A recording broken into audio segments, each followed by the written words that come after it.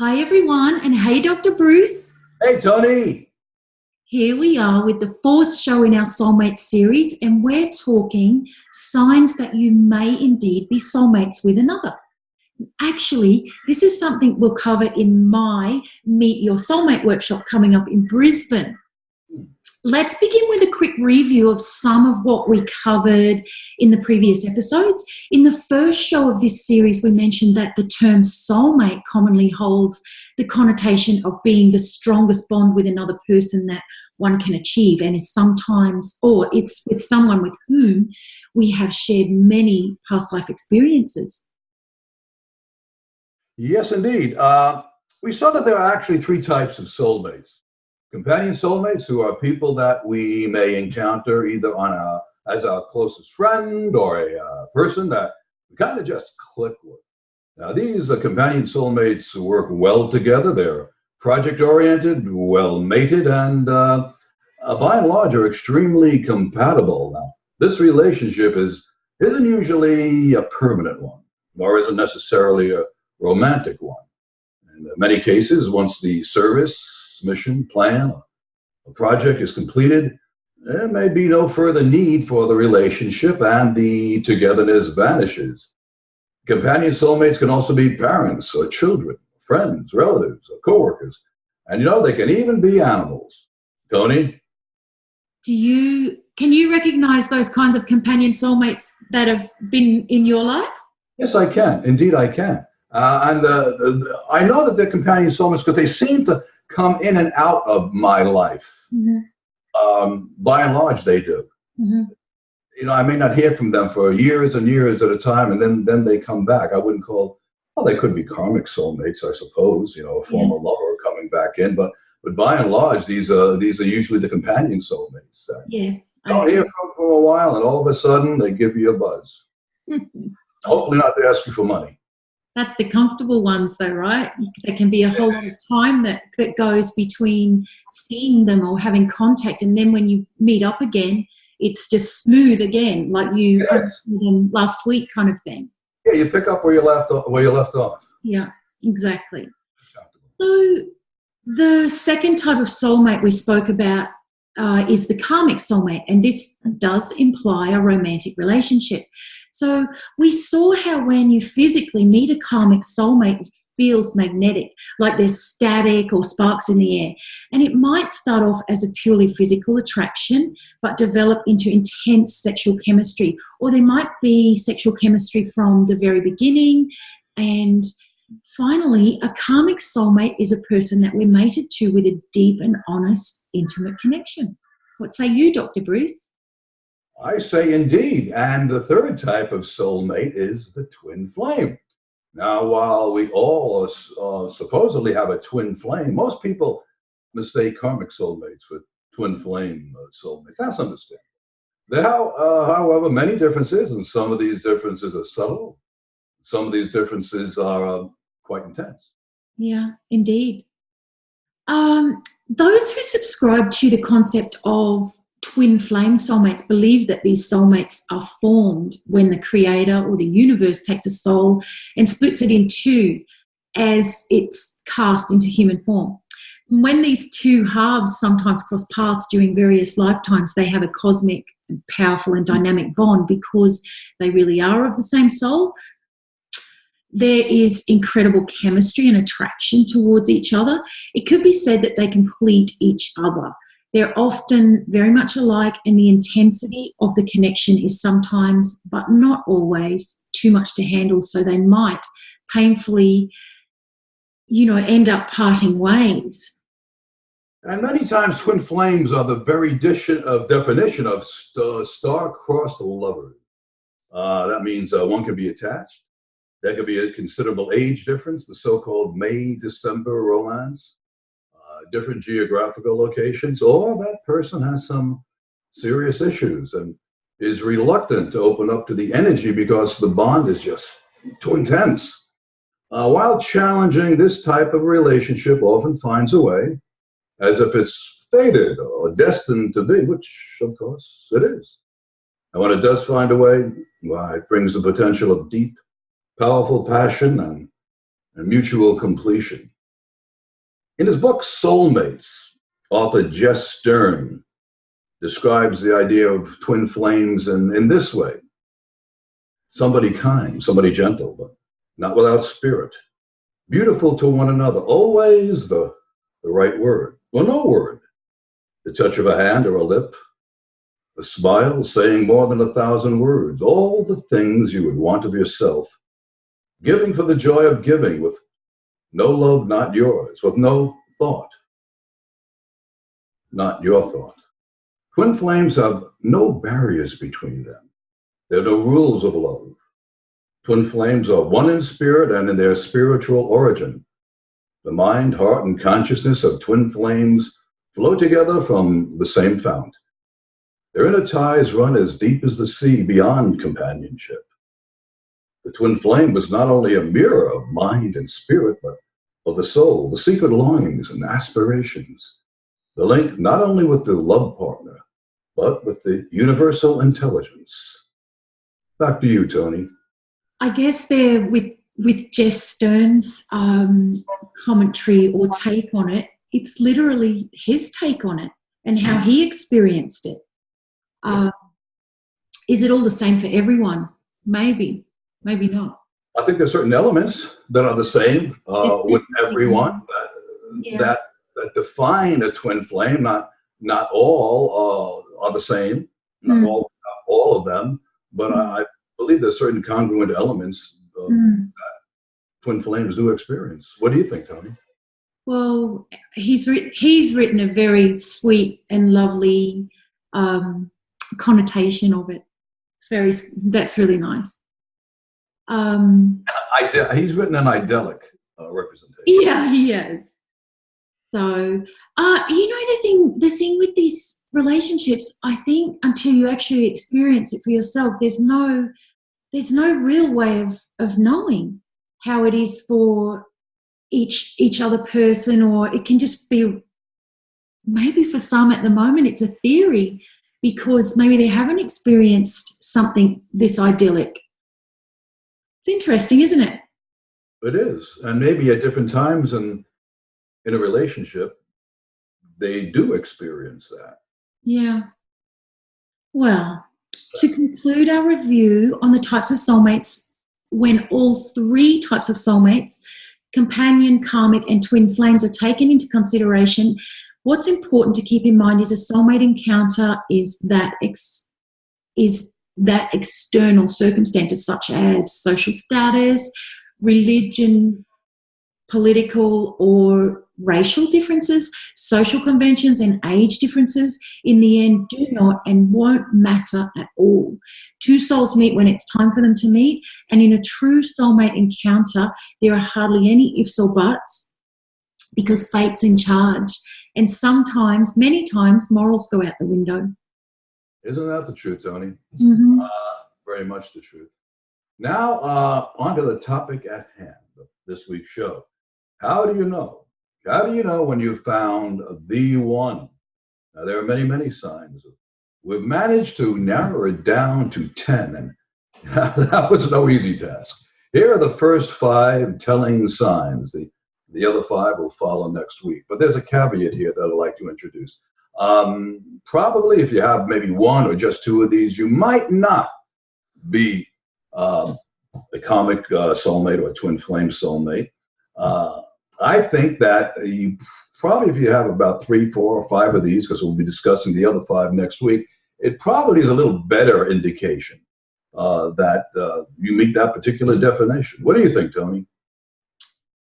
I don't know. I think you don't need to have nearly every one of the points that we cover, but just each person, just take notice of if you recognize having experienced any or multiples of them. Yeah, exactly. And the first one we want to discuss is, you know in your gut that you found the one. Well, it could also be guess. But other than that, the old adage, when you know, rings true when it comes to a soulmate connection. There's really no guessing or wondering when the real thing comes along. There's usually a telltale sign that lets you know when true love has arrived. A voice in your head, a sense of recognition, or a gut feeling that this is someone special to you. Without question, you know that this is the person for you. You know it's meant to be, no matter where you are, what you're doing. No matter who else you may be with at the moment, you both agree that things are just better when the two of you are together. You don't exactly know why. It's just a feeling. It just feels right. Yeah. Toni? So, point two or sign two is that you could communicate without speaking. Soulmates can read each other almost like an open book, and they connect on every level of being. And one might finish the other one's sentences. They might pick up the phone to call each other simultaneously. Telepathy might play a big part, regardless of the physical distance between the two of you. And you are able to understand what they're thinking. You pick up on their moods. They don't have to tell you what they think or how they feel because you already know. More often than not, you could maybe complete sentences because you just know how their brain thinks. And number three, the physical chemistry is palpable and unmistakable. And the electricity that you feel doesn't just happen on a sexual level, although that's certainly a definite part of it. Holding the hand of your soulmate throws your spirit into a virtual whirlwind. When you physically meet, you touch, it feels magnetic, like there's static, sparks in the air. Toni? I actually experienced that completely out of the blue, and I wrote about it in my book. And it's the most incredible feeling because you're never expecting it, not in the initial contact with a random stranger in a random place. So, but as we said before, fate takes care of making these, not fate and synchronicity take care of making these things happen. Synchronicity and serendipity. Yeah, exactly. Point four is that you've been totally comfortable around each other since day one. So soulmates connect with ease right off the bat and let their true colours show without fear of judgment. They often feel a sense of the familiar and a sense of comfort around each other. And it's easier to relax into that person and allow yourself to be vulnerable. It is the one who opens up to you, who lets you in so that you can see them and vice versa. And they take risks and share their inner world, their emotions and their needs. Brucey, can you talk about the paradox to this one? Meaning, the paradox to this one? Your next one, point five. Oh, yes, indeed. Number five is the relationship isn't all rainbows and lollipops, as they say. He or she challenges you like no one else can. Soulmate relationship, despite what people might assume, isn't always smooth sailing. The soulmate isn't always wrapped in the perfect package physically or in terms of life circumstances. No, it doesn't mean that the relationship will come without challenge. Yet the difference is that the life circumstances and the difficult challenges are a strengthening power that becomes the glue that keeps you together through the difficult times and the good times, and helps each of you become your most authentic self. And what's more, we rely on our soulmates to help us evolve as people. Mm-hmm. You might find a soulmate relationship to be rocky, and that your partner is someone who pushes your buttons and aggravates you at first because they bring with them some of the more difficult lessons for the soul. Yeah, life lessons. The joys of those. But we're here to learn, so they keep coming in to help us achieve that. That's true. That's true. Life mission, and definitely part of that is the hard lessons and challenges that we overcome. And it's not even the good with the bad. It's the good with the challenge. Yeah. And I think the recognition of the challenge and the acceptance of the challenge and the meaning of the challenge makes it even better. Yeah, absolutely. Now we're going to do our soulmate stories. Oh yeah, I love these. So I'm going to start with one that I have here it's come to me from a student of mine that trained in recall regression, and she is relaying an experience that she had during that training where she's talking about a soul connection. So I'm going to read this out. So this is from Rachel, and this is what she wrote and shared with me. So, hi Toni, here was my past life experience where I recognized my son in a past life during my training session with you, and it was quite emotional and profound. My session started where I was a little girl in a field of flowers. I was about 8 years old, and in the distance was a little house with smoke coming out of the chimney, and I felt quite happy and pottering around and playing in amongst the field. You asked me where my parents were, and I said my mother had died, and I didn't know who my father was. I was being raised by my grandparents in that little house. You asked me to go back to the last time I saw my mother, and I went back to childbirth. She died giving birth to me. My father wasn't around. You took me forward to the next part, and I went to my grandmother dying, and I was about 15 or 16. I then had to take care of my grandfather as he was very melancholy and didn't cope well after his wife passed. I remember him dying about 2 years later, and I was suddenly in a little town like in the Wild West, and I was taken in by a group of women and taught to sew like a seamstress. And I lived with them in a rooming house. I met a man, and I remember feeling very happy and in love, and he was funny and wore a cowboy hat. We were to be married. Then one day there was some commotion outside and gunshots, and I went out and realised my fiancé was the one they were shooting at. He was struck and died in front of me, and I was devastated. I remember being very emotional during the session as everyone I loved in that life died and I had no one else.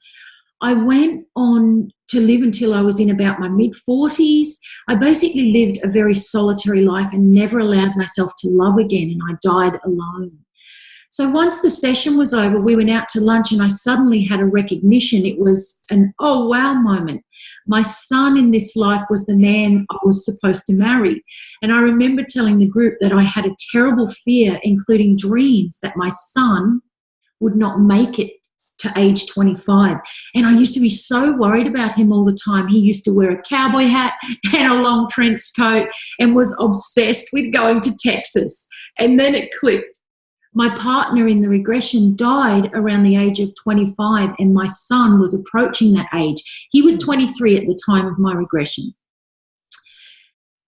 Rachel goes on to say, I have big issues with abandonment in this lifetime, and this explained why, including my own father not being around in this current life as well, that I couldn't bear the thought of losing my son. But since the regression and the discussion with the group and yourself, you helped me to realize that this was a fear I had from a past life. And my son is now turning 30 this year, and I no longer have this fear. It was an overwhelming feeling at the time when I realised who it was, because the last person I expected to be my partner in a past life was my own son. And then she's chuckling away. But that's how these regressions work, isn't it? Soulmate, in that past life, they were partners. In this life, they're mother and son. So be it. But you do recognise the souls when you recall them. You can tell who they are. You can sense their energy. And that's the fun of doing these things. Yeah. You never know it. Everyone is different. Everyone is a surprise. And everyone is Indeed. This one is from Michael Gray. Michael writes, most of us humans could tell many stories of people that we've interacted with whilst going about our daily lives. We are on this earth, I believe, to experience the five senses. All would be different soul connections for each of us for different reasons: love and affection, hope and inspiration, sex and passion, achievement and success, loss and sadness, age and birth. The list seriously is almost endless. That's how complex we humans are. You got that right, Michael. We humans learn through connecting with ourselves and with others. He goes on to say, I met Laura At 7:08, early June 2012, she was in my radius from the moment I saw her in the large function room. I wasn't under her skin until we met again a week later over a drink. When at a bar, we were sitting, chatting at a small coffee table with comfortable chairs, a small jazz band started to play. I reached for her hand, stood her up, and danced on the spot. She melted into a delicious maneuver of accepting what she didn't wish to accept the week prior. Every word after that, music, started to play, stayed within me. Every minute I was consumed by her mixed form. She was older by 3 years. She had a broken marriage. After trying to help a girlfriend out by letting her move into her marriage home, the girlfriend stayed. She was asked to leave. I was divorced, broke, not looking for romance or for togetherness. Still, as we circled in the swirl of that jazz music, getting pushed as if by gravity into a ever-decreasing orbit, she released that distance between us. It was a night of walking a city, talking, swinging arms, stopping at bus stops to have a longer period to swap stories of where each of our hearts had been before this moment. I had never known true hedonism before that city walk. That dawn, she fled as if the sun made her realize souls only belong to the stars. A cab had taken her home. She texted me from her journey that she had no rights in this situation. We spoke later that week. Her words of she couldn't possibly continue due to the danger of her strong gravity towards my shoreline. She was waiting for a bloke to return home to the city, whom she had met 3 years earlier. She had planned to make into her lover to ease the pain of her marriage.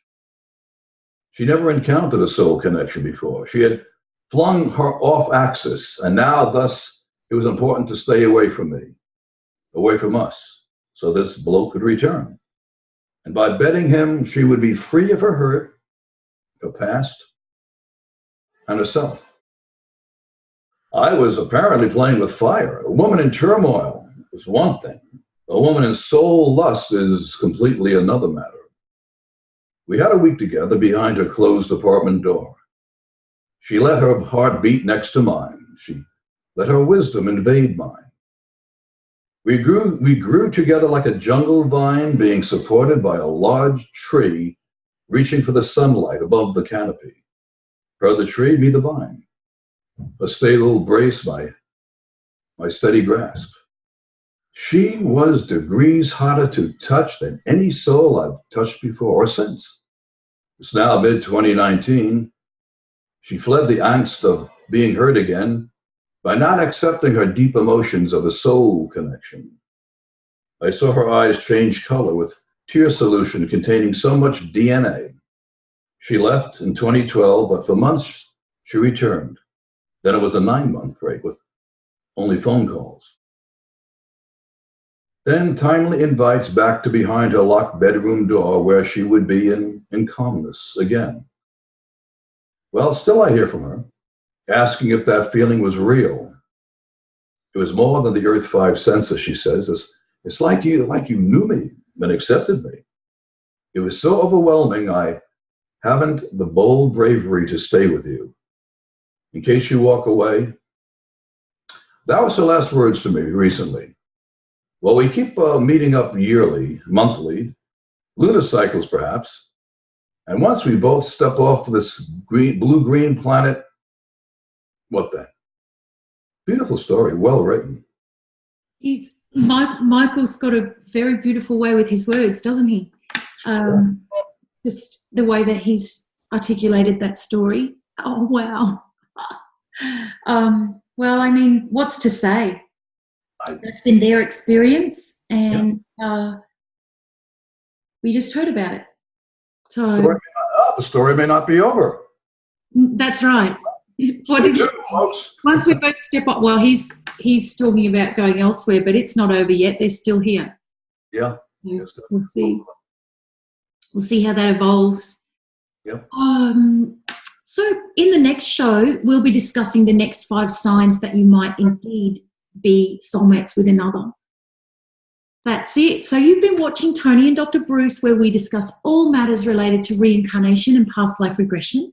Do us a favor and tell your friends and share this around. If you'd like to experience a past life regression at a super affordable price, then follow the link to Dr. Bruce's website and use Journey 27, all capital letters, Journey 27, so that you can get it for $27 instead of $47. Okay, why do you take it this week, Toni? Okay, we've been here before and we'll be here again. As a matter of fact, we'll be here next week. And we hope that you will too.